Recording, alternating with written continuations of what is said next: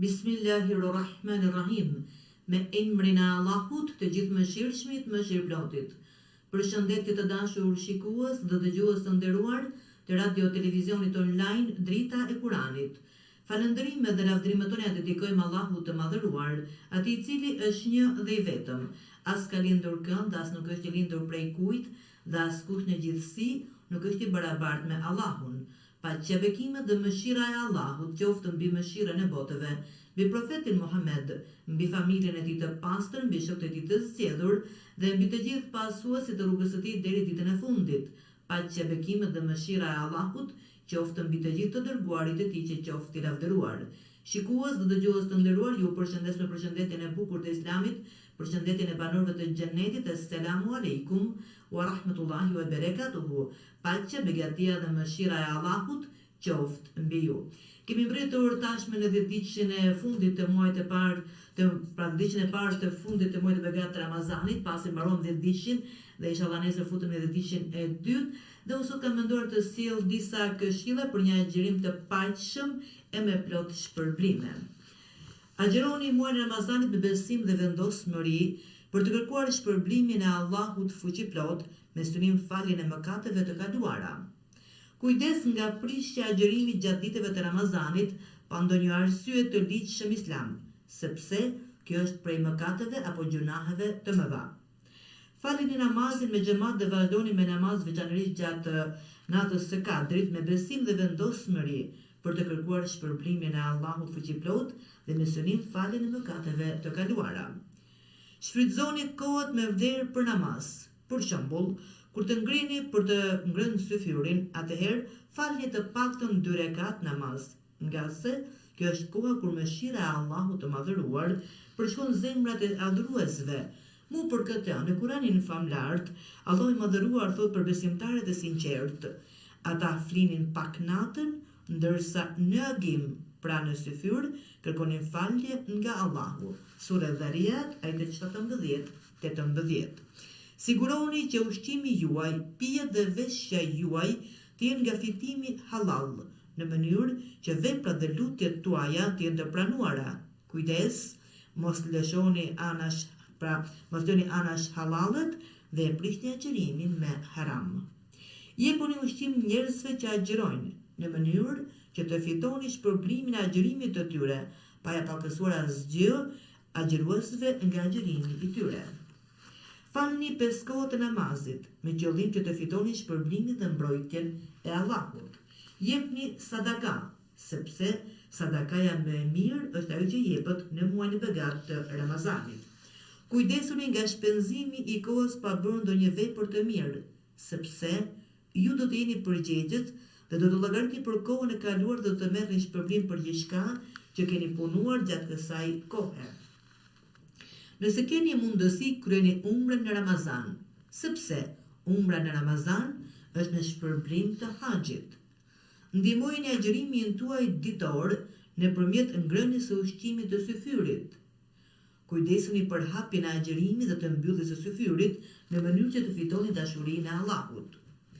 Pastrohuni para lindjes së diellit nëse keni nevojë të pastrohuni nga gjendja e papastërtisë, në mënyrë që të jeni në gjendje për të kryer adhurimet në gjendje të pastërtisë. Shfrytëzoni mundësinë që është dhënë edhe në këtë Ramazan, me vepra të mira që janë pjesë e tij, duke lexuar Kuranin fisnik dhe duke ia dhënë hakun dhe menduar për kuptimet e tij, në mënyrë që kjo të jetë argument para Zotit të lartësuar dhe ndërmjetësues për ne në ditën e llogaridhënies. Ruajini gjuhën tuaj nga gënjeshtra, fyerja, shpifja, përgojimi, sepse zvogëlojnë shpërblimin e agjërimit. Mos lejoni që agjërimi të bëjë shkak që ju të kaloni kufit duke u nervozuar pa arsye. Për më tepër, agjërimi duhet të jetë shkak i qetësisë dhe i paqes së shpirtit tuaj. Posa të përmbushni agjërimin, të jeni në gjendje të devotshmërisë me Allahun më të lartin, duke qenë të vetëdijshëm se Allahu i madhëruar është duke u shikuar edhe në vetmi edhe në publik. Të jeni falënderues për të mirat e tij dhe të palëkundur në bindjen ndaj Allahut, duke vepruar gjithnjë atë çfarë ai ka urdhëruar dhe duke u larguar nga të gjitha ato që ai i ka ndaluar. Shtojeni përmendjen e Allahut, kërkimin e faljes, lutjen për xhenet dhe mbrojtjen nga xhehenemi, veçanërisht gjatë agjerimit të muajit të Ramazanit. Hapjes së agjerimit dhe mbylljes së fyrit, sepse këto janë vepra që bëhen shkaktar të mëdhenjë të arrijë faljen e Allahut të madhëruar inshallah. Shtojeni duat për veten tuaj, për prindrit tuaj, për fëmijët tuaj dhe të gjithë muslimanët, sepse Allahu i madhëruar na ka obliguar të lutemi, pra të bëjmë dua dhe ka garantuar për pranimin dhe përgjigjen e tyre. Pendohuni tek Allahu një pendim të sinqert gjatë gjithë kohës, duke u larguar nga mëkatet, duke ndjerë keqardhje për atë që kemi bërë më parë dhe në mënyrë këmbgulse vendosni që të mos i ktheheni atyre në të ardhmen. Allahu pranon pendimin e atyre që pendohen. Agjeroni 6 ditët e muajit Sheval. Të gjithë ata që agjerojnë muajin e Ramazanit dhe pastaj përcillen atë me 6 ditët e muajit Sheval është e njëjtë sikur të kishin agjeruar tërë vitin. Agjeroni ditën e Arafatit për të arritur suksesin nëpërmjet arritjes së faljes së mëkateve të vitit të kaluar dhe të vitit të ardhshëm. Agjeroni ditën e hënë dhe ditën e ejte, sepse ato i ka agjeruar edhe profeti i dashur Muhamedi, paqja dhe bekimet e Allahut qofshin mbi të dhe mbi familjen e tij. Vazhdoni të ruani besimin tuaj të plot dhe me devotshmëri, si dhe kryeni veprat e mira edhe pas muajit të Ramazanit, derisa të vdisni, sepse Allahu i madhëruar thot në Kur'an dhe adhuroje Zotin tënd derisa të vijë vdekja. Sure Hijr, ajeti 99. Mundohuni dhe përpiqeni që të arrini efektet pozitive të adhurimeve tuaja, sikurse që janë namazi, agjerimi, zekati dhe haxhi, pendimin e sinqert dhe largimin nga zakonet dhe vesët që janë në kundërshtim me shariatin islam. Dërgoni sa më shumë salavate dhe selame për të dërguarin e Allahut, profetin Muhammed, paqja dhe bekimet e Allahut qofshin mbi të dhe mbi familjen e tij. Ka edhe plot këshilla të tjera që besimtari duhet i ketë parasysh gjatë agjerimit të muajit të begat të Ramazanit, por edhe pas tij. Si përfundim ne mbyllim temën duke lutur Allahun madhëruar, o Allah, na bëj ne dhe të gjithë muslimanët të cilët agjerojnë dhe qëndrojnë duke u falur gjatë muajit të Ramazanit në besim të plotë dhe nëpërmjet shpërblimit tënd, na fal mëkatet e kaluara dhe ato të ardhme.